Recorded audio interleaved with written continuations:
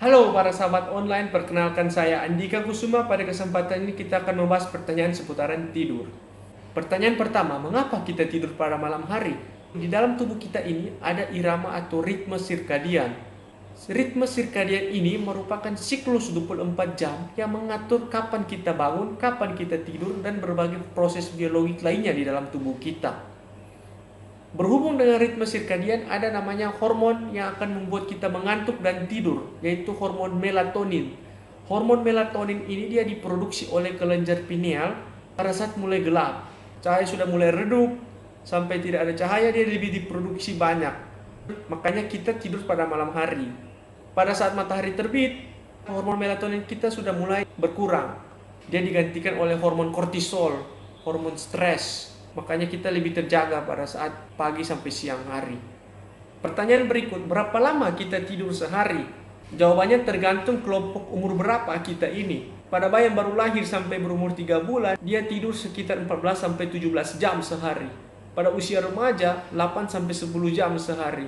Pada usia 18 sampai 64 tahun, tidur 7 sampai 9 jam. Sedangkan pada usia 65 tahun dan ke atasnya, 7 sampai 8 jam. Jadi waktu tidur kita berbanding terbalik dengan umur kita. Mengapa tidur itu penting? Pada saat kita tidur nyenyak, terjadi perbaikan DNA, memperbaiki kerusakan-kerusakan yang terjadi selama sehari, terjadi pemulihan dari jaringan kita. Tidur nyenyak juga meningkatkan sistem imun kita. Tidur yang nyenyak dengan waktu yang cukup akan meningkatkan konsentrasi, memori, dan fokus kita. Tidur yang nyenyak juga akan menurunkan risiko penyakit jantung, penyakit ginjal, dan penyakit menahun lainnya. Bagaimana bisa kita tidur selama 8 jam sedangkan kita masih sibuk sampai larut malam? Jawabannya, kita harus pandai mengatur waktu tidur. Tidur siang dengan durasi 20 menit saja bisa menahan kita dari kelelahan. Kemudian, matikan handphone kalau mau tidur. Karena cahaya biru dari handphone akan menghalangi produksi dari melatonin, sehingga kita akan lebih terjaga. Lakukanlah aktivitas ringan yang membuat kita lebih rileks, misalnya yoga. Mengapa minum kopi dapat membuat kita lebih terjaga? Secangkir kopi mengandung sekitar 95-100 mg kafein. Dalam waktu 15-45 menit, kafein sudah diserap lewat pencernaan dan masuk mengikuti aliran darah. Kafein akan berkompetisi dengan adenosin di otak untuk berikatan dengan reseptornya.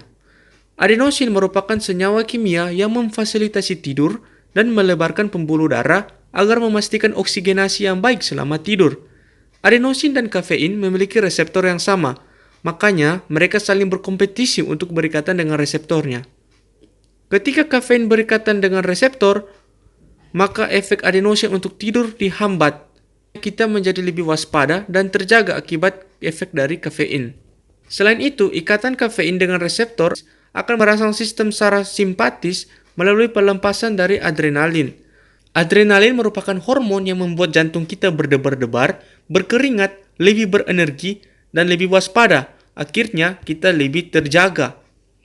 Waktu paruh kafein sekitar 5-6 jam. Artinya, bila kita minum 100 mg kafein dalam waktu 5-6 jam, 50 mg sudah dikeluarkan dari tubuh kita. Tetapi masih ada 50 mg di dalam tubuh. Makanya, jangan mengonsumsi kafein sampai 6 jam sebelum tidur, karena efeknya kita menjadi terjaga, kualitas dan kuantitas tidur menjadi buruk.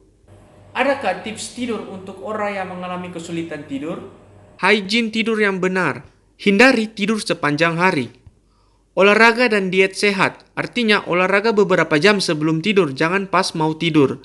Dan makan makanan yang rendah lemak dan tinggi protein. Hentikan penggunaan stimulan seperti alkohol, kafein, nikotin, terutama sekitar waktu tidur. Kondisikan otak untuk tidur, artinya jangan main HP lagi, buka medsos, main game di komputer, dan lain-lain. Tidur dan bangun di waktu yang sama setiap hari. Mandi air hangat membuat kita lebih rileks dikarenakan air hangat melebarkan pembuluh darah sehingga aliran darah menjadi lancar. Minum secangkir susu hangat juga membuat kita lebih mudah tidur karena susu mengandung asam amino triptofan. Triptofan dalam tubuh akan dikonversikan menjadi serotonin. Serotonin merupakan hormon pemberi rasa nyaman dan senang. Serotonin kemudian dikonversikan menjadi melatonin, yaitu hormon yang membuat kita ngantuk dan tidur nyenyak. Hindari makan besar menjelang waktu tidur. Pastikan kamar tenang dan nyaman. Bila masih terjaga lebih dari 15 menit, coba lakukan aktivitas yang membuat rileks seperti meditasi dan berdoa. Sekian penjelasan dari saya, jangan lupa like, comment, subscribe, dan share. Terima kasih.